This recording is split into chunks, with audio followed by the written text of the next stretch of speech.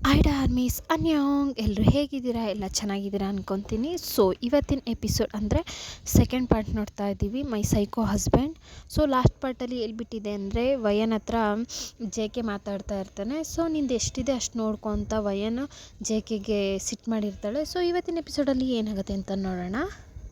J K door ಗಂಟ ಹೋಗ್ಬಿಟ್ಟು ಹಾಗೆ ವಯನ್ನ ತಿರುಗಿ ನೋಡಿಬಿಟ್ಟು ಒಂದು ಚಿಕ್ಕ ಸ್ಮೈಲ್ ಮಾಡ್ತಾನೆ. ನಾನು ಹೊರಡ್ತೀನಿ ವಯನ್. ಜಾಗ ಖಾಲಿ ಮಾಡು. ಹೇ, ನೀನು ಏನಕ್ಕೆ ನನ್ನ ಹತ್ರ ಯಾವಾಗ ನೋಡ್ರು ಸಿಡಿ ಸಿಡಿ ಅಂತಲೇ ನಡ್ಕೊತಾ ಇದೀಯಾ? ಮುಂಚಿನ ಥರ ಎಲ್ಲ ನನ್ನ ಹತ್ರ ಮಾತಾಡೋದಿಲ್ವಾ? ಇಲ್ಲಿ ನೋಡು ಜೆ ಕೆ, ನಾನು ಆ ವಿಷಯದಿಂದ ಇನ್ನೂ ಹೊರಗಡೆ ಬಂದಿಲ್ಲ. ಸೊ ನನ್ನಿಂದ ನಿನ್ನ ಹತ್ರ ಕಂಫರ್ಟಬಲ್ ಆಗಿದ್ದೀನಿ ಅಂತ ಎಲ್ಲ ನಾಟಕ ಮಾಡೋಕ್ಕಾಗಲ್ಲ. ನಿನಗೆ ಗೊತ್ತು ತಾನೇ ನಾನು ಏನೇ ಇದ್ರೂ ಓಪನ್ ಆಗಿ ಹೇಳ್ತೀನಿ ಅಂತ. ಅದರಿಂದ ನನ್ನಿಂದ ನಿನ್ನ ಜೊತೆ ನಾಟಕ ಎಲ್ಲ ಮಾಡೋಕ್ಕಾಗಲ್ಲ. ಹಾಗಾಗಿ ನಾನು ಹೀಗೆ ಇರೋದು. ಸರಿ ಬಿಡು, ನಿನಗೇನು ಅನ್ಸುತ್ತೋ ಹಾಗೆ ನನ್ನ ಜೊತೆ ನಡ್ಕೋ. ಸರಿ, ನಾನು ನಿನ್ನ ಹತ್ರ ಒಂದು ಕೇಳಬೇಕು ಅಂದ್ಕೊಂಡೆ. ನೀವು ಫಸ್ಟಿಂದನೂ ಅಂದರೆ 4 ಇಯರ್ಸಿಂದ ಬೂಸಾನಲ್ಲೇ ಇದ್ದೀರಾ? ಇಲ್ಲ.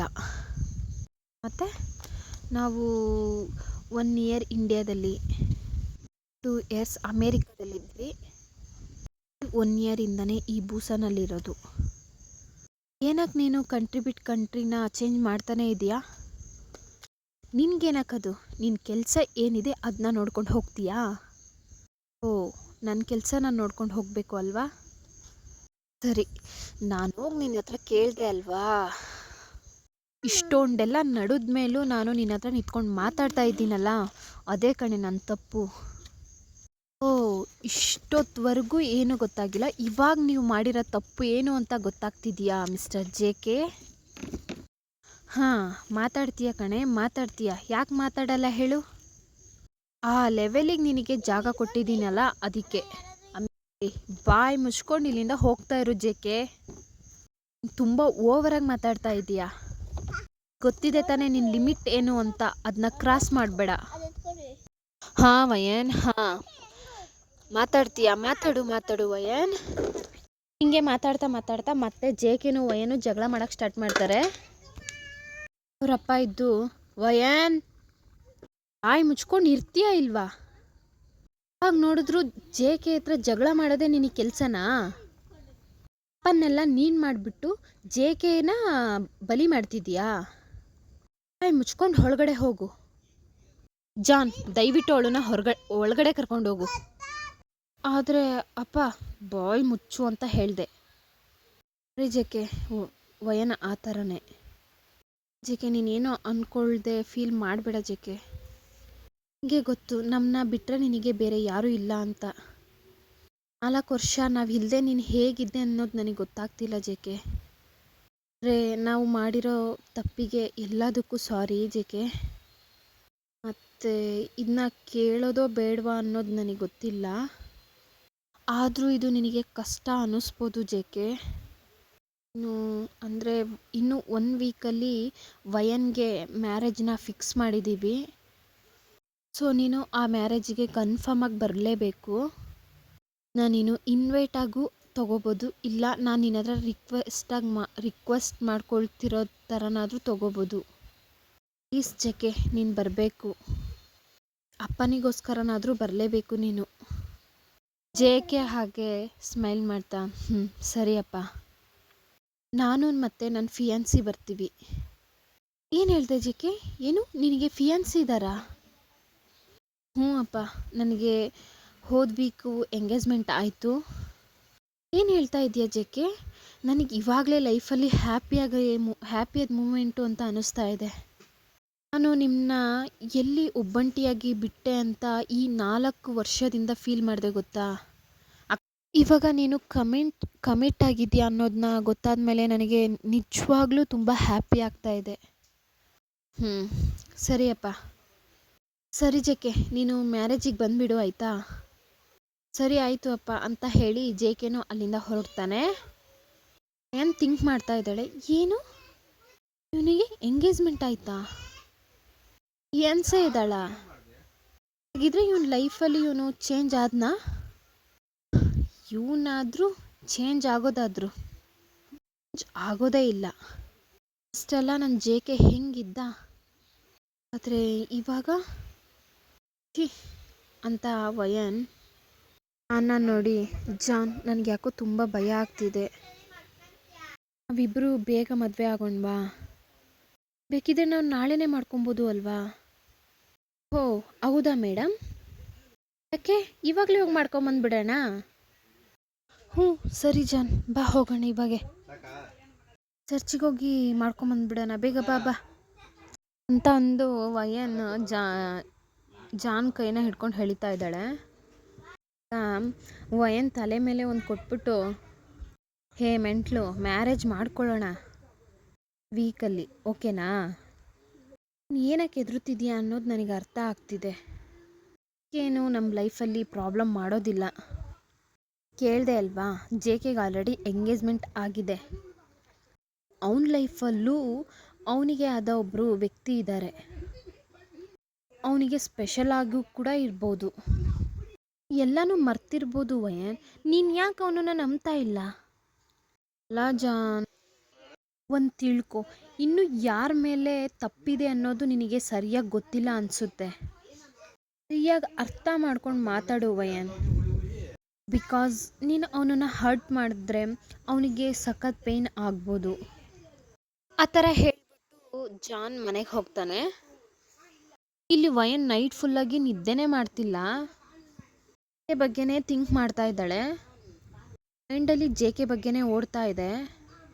ಇಷ್ಟು ವರ್ಷ ಏನು ಮಾಡ್ತಾ ಇದ್ದ? ಮೇ ಬಿ ಓದ್ತಾ ಇದ್ನಾ? ಅವನಿಗೆ ಹೇಗೆ ಈ ಮ್ಯಾರೇಜ್ ಫಿಕ್ಸ್ ಆಯಿತು? ಈ ಥರನೇ ತುಂಬ ಥಿಂಕ್ ಮಾಡ್ತಾ ಇದ್ದಾಳೆ.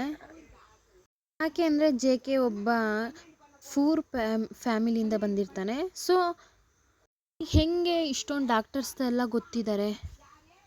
ಒಂದು ವೇಳೆ ಜೆ ಕೆ ಮ್ಯಾರೇಜ್ ಆಗ್ತಿರೋ ಹುಡುಗಿ ತುಂಬ ಶ್ರೀಮಂತ ಆಗಿರ್ಬೋದಾ? ಅವನು ಹ್ಯಾಂಡ್ಸಮ್ ಆಗಿದ್ದಾನೆ ಅಲ್ವಾ, ಹಾಗಾಗಿ ಆ ಹುಡುಗಿ ನೋಡಿ ಕಣ್ಣು ಹೊಡೆದ್ರು ಅದೇ ಟೈಮಿಗೆ ಫ್ಲಾಟ್ ಆಗ್ತಾಳೆ.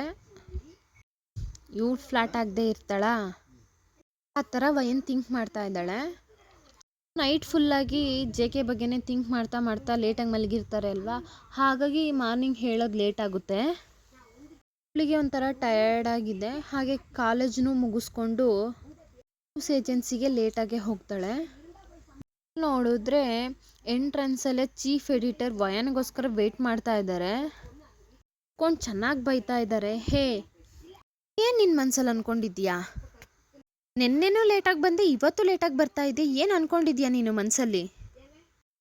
ಕಾಲೇಜ್ ಹುಡುಗಿ ಅಂತ ಪಾರ್ಟ್ ಟೈಮ್ ಜಾಬ್ ಕೊಟ್ಟರೆ ಪರ್ಮನೆಂಟ್ ಮಾಡ್ಕೊಂಡಿದ್ಯಾ? ಹಾಗಿದ್ಮೇಲೆ ಕರೆಕ್ಟ್ ಟೈಮು ಪಂಚುವಾಲಿಟಿನ ಕೀಪಪ್ ಮಾಡೋದು ಬೇಡವಾ? ಆದರೆ ನೀನೇನು ಅಂದರೆ ಡೈಲಿ ಲೇಟಾಗಿ ಬರ್ತಾ ಇದೆಯಾ? ಹೇಳಿದ್ರೆ ನೀನು ನನ್ನನ್ನೇ ಎದುರಿಸಿ ಮಾತಾಡ್ತಾ ಇದೀಯಾ? ಈ ಥರ ವಯನ್ನ ಸಖತ್ ಬೈದ್ಬಿಡ್ತಾರೆ. ವಯನ್ಗೆ ಸಖತ್ ಮೂಡ್ ಅಪ್ಸೆಟ್. ಹೋಗಿ ಕ್ಯಾಬಿನಲ್ಲಿ ವರ್ಕ್ ಮಾಡ್ತಾ ಇರುವಾಗ ಫ್ರೆಂಡು ಕ್ಯಾಬಿನಿಗೆ ಬರ್ತಾರೆ. ಬಂದು ವಯನ್ ಹತ್ರ ಜಾಲಿಯಾಗಿ ಮಾತಾಡ್ತಾ ಇದ್ದಾರೆ. ಸೊ ಇವಳು ಜಾಲಿಯಾಗಿ ಅವ್ರ ಜೊತೆ ಮಾತಾಡ್ತಾ ಇದ್ದಾಳೆ. ಬಾ ಕಾಫಿ ಕುಡ್ಕೊಂಬರೋಣ ಅಂತ ಹೇಳಿ ಹಾಗೆ ಕಾಫಿನ ಹಿಡ್ಕೊಂಡು ಇಬ್ಬರು ಮಾತಾಡ್ಕೊತ ಬರುವಾಗ ಅವಳು ನೋಡಿದೆ, ಹಾಗೆ ವಯನ್ ನಗಾಡ್ಕೊತ ಬರ್ತಾ ಇರುವಾಗ ಚೀಫ್ ಎಡಿಟರ್ ಮೇಲೆ ಚೆಲ್ಬಿಡ್ತಾಳೆ. ಹೀಗೆ ವಯನ್ ಕಂಡ್ರೆ ಆಗೋದಿಲ್ಲ, ಅದರಲ್ಲಿ ಬೇರೆ ಇವಾಗ ಕಾಫಿ ಬೇರೆ ಚೆಲ್ಲಿದ್ದಾಳೆ. ವಯನ್ ಕೆನ್ನೆಗೆ ಪಟಾರ್ ಅಂತ ಒಂದು ಒದೆನ ಕೊಡ್ತಾರೆ. ವಯನ್ಗೆ ಸಖತ್ ಬೈತಾ ಇದ್ದಾರೆ. ಇವಾಗ ಅವ್ನ ಮೂಗಿನ ಮೇಲೆ ಒಂದು ಪಂಚ್ ಬಂದು ಬೀಳುತ್ತೆ. ಇನ್ನು ಯಾರು ಅಂತ ತಿರುಗಿ ನೋಡಿದ್ರೆ ಅದು ನಮ್ಮ ಜೆ ಕೆನೇ. ಜೆ ಕೆ ಹಿಡ್ಕೊಂಡು ಆ ಚೀಫ್ ಎಡಿಟರ್ನ ಸಖತ್ ಹೊಡಿತಾ ಇದ್ದಾನೆ. ಇಷ್ಟು ಧೈರ್ಯ ಇದ್ದರೆ ನೀನು ಅವಳ ಮೇಲೆ ಕೈ ಇಟ್ಟಿದ್ಯಾ? ಸ್ವಲ್ಪನಾದರೂ ಬುದ್ಧಿ ಇದೆಯಾ? ಹುಡುಗಿ ಹತ್ರ ಈ ಥರ ನಾನು ನಡ್ಕೊಳ್ಳೋದು? ಹಾಂ, ಒಂದು ಹುಡುಗಿನ ಈ ಥರ ನಡ್ಸ್ಕೊಳ್ಳೋದಕ್ಕೆ ನಿನಗೆ ನಾಚಿಕೆ ಆಗ್ತಾ ಇಲ್ವಾ? ಪೌರುಷನ ಅವಳ ಹತ್ರ ತೋರಿಸ್ತಾ ಇದೀಯಾ? ಇದ್ರೆ ನನ್ನ ಹತ್ರ ತೋರಿಸು. ಈ ಥರ ಹೇಳ್ತಾ ಆ ಚೀಫ್ ಎಡಿಟರ್ನ ಸಖತ್ ಹೊಡಿತಾ ಇದ್ದಾನೆ ಜೆ ಕೆ. ನನಗೆ ಹಾಗೆ ಒಂದು ಥಾಟ್ ಬರುತ್ತೆ, ಅಂದರೆ ನಾನು ನಿನ್ನ ಎಷ್ಟೋ ಅವಮಾನ ಮಾಡಿದ್ದೀನಿ, ಎಷ್ಟು ಕಷ್ಟ ಕೊಟ್ಟಿದ್ದೀನಿ, ನಿನ್ನ ಬಿಟ್ಟು ಬೇರೆ ಹೋಗಿದ್ದೀನಿ. ನೀನು ನನಗೇನಾದರೂ ಒಂದು ಪ್ರಾಬ್ಲಮ್ಮು ಅಂದರೆ ಯಾಕೋ ಮೊದಲು ಬಂದು ನಿಂತ್ಕೊತೀಯ? ನೀನು ಇನ್ನೂ ಚೇಂಜ್ ಆಗಿಲ್ಲ ಜೆ.ಕೆ. ಹಾಗೇ ಇದೆಯಾ. ಆದರೆ ನಾನು ಫುಲ್ಲಾಗಿ ಚೇಂಜ್ ಆಗಿದ್ದೀನಿ. ನಾನೇನಕ್ಕೆ ಈಗ ಚೇಂಜ್ ಆಗಿದ್ದೀನಿ ಅನ್ನೋದು ನನಗೆ ಗೊತ್ತಾಗ್ತಿಲ್ಲ. ಆದರೆ ನನ್ನಿಂದ ಯಾವಾಗಲೂ ನಿನ್ನನ್ನು ಲವ್ ಮಾಡೋಕ್ಕಾಗಲ್ಲ ಜೆ.ಕೆ. ಯಾಕೆ ಅಂದರೆ ನಾನು ಜಾನನ್ನು ಮಾತ್ರ ಲವ್ ಮಾಡ್ತಾ ಇರೋದು. ನನ್ನ ಲೈಫ್, ನನ್ನ ಜೀವ ಅವನೇ. ಆದರೆ ಅವನಿಗಿಂತ ಜಾಸ್ತಿ ನಿನ್ನನ್ನು ತುಂಬ ಇಷ್ಟ ನನಗೆ. ಅದು ನಿನಗೂ ಗೊತ್ತು ಜೆ.ಕೆ. ಯಾಕೆ ಜೆ.ಕೆ ನೀನು ಆ ಥರ ಮಾಡಿದೆ? ವಯನ್ ಅವಳ ಮನಸಲ್ಲೇ ಅಂದ್ಕೊಂಡು ಟಿಯರಿ ಐಸಿಂದ ಜೆ.ಕೆ ನೋಡಿದಾಗ ಕುಳ್ಳಿ ಬಾ ಹೋಗೋಣ ಅಂತ ಅಂದಾಗ ವಯನಿಗೆ ಈ ನೇಮ್ ಕೇಳಿದ್ದೆ ಜೆ.ಕೆನ ನೋಡ್ತಾ ಇದ್ದಾಳೆ. ಕುಳ್ಳಿ ಬಾ ಹೋಗೋಣ ಅಂದೆ. ಹೇಳ್ಕೊಂಡು ಹೋಗಿ ವಯನ್ನ ಒಂದು ಪಾರ್ಕಲ್ಲಿ ಕೂರಿಸಿ ಏನು ಮಾತಾಡದೆ ಹಾಗೆ ಸೈಲೆಂಟಾಗಿ ಒಂದು 5 ಮಿನಿಟ್ಸ್ ಹಾಗೆ ಕೂತ್ಕೊಂಡಿದ್ದಾರೆ. ಜೆ.ಕೆನೇ ಸ್ಟಾರ್ಟ್ ಮಾಡ್ತಾನೆ. ನೋಡು ವಯನ್, ನಾನು ನಿನ್ನ ಹತ್ರ ಫಾಸ್ಟಲ್ಲಿ ಹೇಗಿದ್ದೆ, ಹೇಗೆ ನಡ್ಕೊಂಡೆ ಅನ್ನೋದು ನನಗೆ ಸತ್ಯವಾಗ್ಲೂ ನೆನಪಿಲ್ಲ. ನಾನು ನೆನಪು ಮಾಡ್ಕೊಳ್ಳೋಕ್ಕೂ ಇಷ್ಟಪಡೋದಿಲ್ಲ. ಆದ್ದರಿಂದ ನಾವಿಬ್ಬರು ಒಳ್ಳೆ ಫ್ರೆಂಡ್ಸ್ ಆಗಿರೋಣ. ಬಿಕಾಸ್ ಯಾಕೆ ಅಂದರೆ ಮರೆತುಬಿಟ್ಟು ನಾನು ಒಂದು ನ್ಯೂ ಲೈಫ್ನ ಸ್ಟಾರ್ಟ್ ಮಾಡಿದ್ದೀನಿ. ನಾನು ನಿನ್ನ ಹತ್ರ ಹೆಂಗೆ ಹೇಳಿ ಅರ್ಥ ಮಾಡಿಸ್ಬೇಕು ಅನ್ನೋದು ಸತ್ಯವಾಗ್ಲೂ ನನಗೆ ಗೊತ್ತಾಗ್ತಿಲ್ಲ ವಯನ್. ಬಟ್ ನಾನು ನನ್ನ ನ್ಯೂ ಲೈಫ್ನ ಸ್ಟಾರ್ಟ್ ಮಾಡಿದ್ದೀನಿ. ಇವಾಗ ನ್ಯೂ ಲೈಫ್ ಸ್ಟಾರ್ಟ್ ಆಗುತ್ತೆ ಅನ್ನೋದು ನನಗೆ ಗೊತ್ತು. ಅದರಿಂದ ನಾವು ನಮ್ಮ ಪಾಸ್ಟ್ ಬಗ್ಗೆ ಥಿಂಕ್ ಮಾಡದೆ ಫ್ಯೂಚರ್ ಬಗ್ಗೆ ಥಿಂಕ್ ಮಾಡೋಣ. ಸೊ ಅದರಿಂದ ನಾವಿಬ್ಬರು ಫ್ರೆಂಡ್ಸ್ ಆಗಿರೋಣವಾ, ಮುಂಚೆ ಥರ ಇಲ್ದಂಗೆ ಅಂತ ವಯನ್ನ ನೋಡಿ ಕೇಳುವಾಗ ವಯನ್ಗೂ ಎಸ್ ಅಂತ ಹೇಳಬೇಕು ಅಂತ ಅನ್ನಿಸ್ತಾ ಇದೆ. ಆದರೂ ಆ ಪಾಸ್ಟ್ ಮೆಮೊರೀಸನ್ನ ಮರೆಯೋಕ್ಕಾಗ್ತಾ ಇಲ್ಲ. ಹಾಗೆ ಜೆ.ಕೆನೇ ನೋಡ್ತಾ ಇರುವಾಗ ಜೆ.ಕೆ ಹಾಗೆ ಕಣ್ಣಲ್ಲೇ ಅಕ್ಸೆಪ್ಟ್ ಮಾಡ್ಕೊ ಅನ್ನೋ ರೀತಿಯಲ್ಲಿ ಹೇಳ್ತಾ ಇದ್ದಾರೆ. ನಗಾಡ್ಕೊತಾನೆ ನಾನು ಈಗ ಒಳ್ಳೆ ಫ್ರೆಂಡ್ ಆಗಿರ್ತೀನಿ ಆರ್ ಎವರ್ ಅಂತಾಳೆ. ಆಗ ಜೆ.ಕೆನೂ ಸ್ಮೈಲ್ ಮಾಡ್ತಾ ವಯನ್ನ ಹಗ್ ಮಾಡ್ಕೊತಾಳೆ.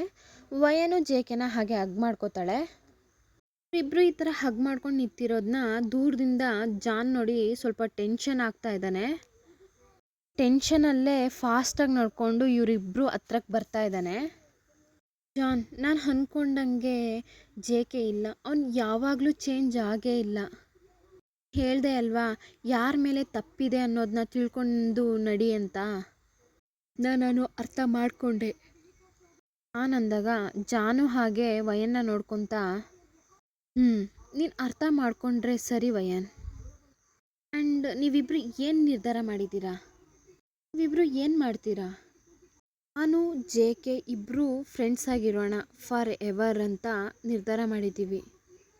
ಆಗ ಜಾನ್ ನಗಾಡ್ಕೊತ ನಾನು ಜೆ.ಕೆ ಬಂದು ಜಾನ ನೋಡಿ ನಾವಿಬ್ಬರು ಫ್ರೆಂಡ್ಸ್ ಆಗಿರೋಣ ಎವರ್. ನೀವಿಬ್ಬರು ಫ್ರೆಂಡ್ಸ್ ಆಗಿರೋಕ್ಕಾಗಲ್ಲ. ಯಾಕೆ ಅಂದರೆ ನಿಮಗೆ ಮ್ಯಾರೇಜ್ ಆಗ್ತಾ ಇದೆಯಲ್ವಾ, ಹಸ್ಬೆಂಡ್ ಆ್ಯಂಡ್ ವೈಫ್ ಆಗ್ತಾನೆ ಇರಬೇಕು. ಜೆ.ಕೆ ಹೇಳುವಾಗ ಇವರಿಬ್ಬರು ಹಾಗೆ ಶೈ ಹಾಕ್ತಾನೆ. ಸಾಕು ಶೈ ಆಗೋದನ್ನೆಲ್ಲ ಹೋಗಿ ಮನೆಯೊಳಗಡೆ ಇಟ್ಕೊತೀರಾ? ನಾನಿದ್ದೀನಿ, ನೀವು ಶೈ ಆಗೋದನ್ನೆಲ್ಲ ನೋಡಿ ಸತ್ಯವಾಗ್ಲೂ ತಡ್ಕೊಳಕ್ಕಾಗ್ತಾ ಇಲ್ಲ.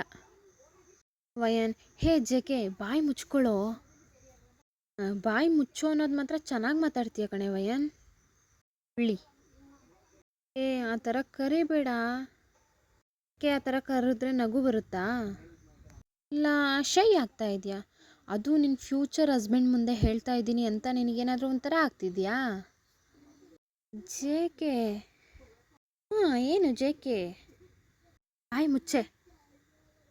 ಸರಿ ಅದೆಲ್ಲ ಬಿಡು, ಮಾತನ್ನ ಚೇಂಜ್ ಮಾಡಿಬಿಡ. ಅಯ್ಯೋ ನಾನೇನೇ ಮಾತು ಚೇಂಜ್ ಮಾಡಿದೆ? ನಿನ್ನ ಫ್ಯೂಚರ್ ವೈಫ್ ಎಲ್ಲೋ ಏನೋ ಎಂಗೇಜ್ಮೆಂಟ್ ಆಗಿದೆ ಅಂದೆ. ಇಲ್ಲಿ ಆ ಹುಡುಗಿ? ಹೌದು ಆಯಿತು. ಅವಳನ್ನ ನೋಡಿ ನೀವಿಬ್ಬರು ಏನು ಮಾಡಬೇಕು ಅಂತ ಇದ್ದೀರಾ? ಹೇಳೋ ಯಾರು ಅಂತ. ಹ್ಞೂ, ತೋರಿಸ್ತೀನಿ, ಕನ್ಫರ್ಮಾಗಿ ತೋರಿಸ್ತೀನಿ. ಆದಷ್ಟು ಬೇಗ. ಎಷ್ಟು ಬೇಗನಾ? ಅದು ಅಂದರೆ ವಯನ್, ನಿನ್ನ ಮ್ಯಾರೇಜ್ ಇದೆಯಲ್ವಾ, ಮ್ಯಾರೇಜ್ ದಿನ ನಾನು ನನ್ನ ಫ್ಯೂಚರ್ ವೈಫ್ನ ತೋರಿಸ್ತೀನಿ. ನಿಜವಾಗ್ಲೂ? ನಿಜವಾಗ್ಲೂ. ಹೇಳಿ, ನಿನ್ನ ಮ್ಯಾರೇಜಿಗೆ ಅವಳು ಬರ್ತಾಳೆ, ಕನ್ಫರ್ಮಾಗಿ ಬರ್ತಾಳೆ. ಓಕೆ ಅಂತ ವಯನು ಹೇಳ್ತಾಳೆ. ಹೀಗೆ 1 ವೀಕಾಗಿ ಇವ್ರು 3 ಜನನೂ ಫ್ರೆಂಡ್ಸ್ ಆಗಿ ಈ ವೀಕೆಲ್ಲ ಪಾಸ್ ಆಗ್ತಾ ಇದೆ.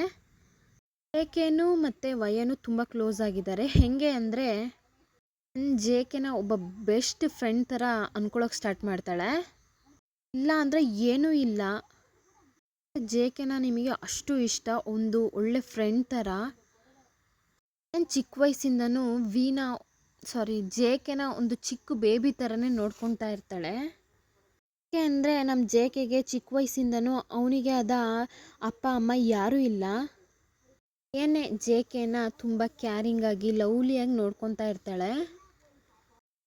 ಆಗ ಇವರಿಬ್ಬರ ನಡುವೆ ಏನು ಪ್ರಾಬ್ಲಮ್ ಆಯಿತು, ಇವಾಗ ಇನ್ಮೇಲೆ ಏನು ಪ್ರಾಬ್ಲಮ್ ಆಗುತ್ತೆ ಅನ್ನೋದನ್ನ ನೆಕ್ಸ್ಟ್ ಪಾರ್ಟಲ್ಲಿ ನೋಡೋಣ. ಆಮೇಲೆ ಈ FFನ ಕೇಳ್ತೀರಿ ಅಂದರೆ ಹೆಡ್ಸೆಟ್ನ ವೇರ್ ಮಾಡಿ, ಇಲ್ಲ ಅಂದರೆ ಸಪ್ರೇಟಲ್ಲಿ ಕುತ್ಕೊಂಡು ಕೇಳಿಸ್ಕೊಳ್ಳಿ. ಯಾಕೆ ಅಂದರೆ ಈ FF ಹೆಂಗಿರತ್ತೆ ಅಂದರೆ, ನಾನು ಹೇಳೋದು ಬೇಡ, ನೀವೇ ನೋಡಿ ತಿಳ್ಕೊಳ್ಳಿ. ಇಷ್ಟ ಆದರೆ ಪ್ಲೀಸ್ ಸಬ್ಸ್ಕ್ರೈಬ್ ಮಾಡಿ, ಮರಿದೆ ನನ್ನ ಚಾನಲ್ನ ಸಪೋರ್ಟ್ ಮಾಡಿ, ಲೈಕ್ ಮಾಡಿ, ಕಮೆಂಟ್ ಮಾಡಿ. Thank you. ಅನ್ಯು ಸರಾಂಗೆ, ಬಾಯ್ ಬಾಯ್.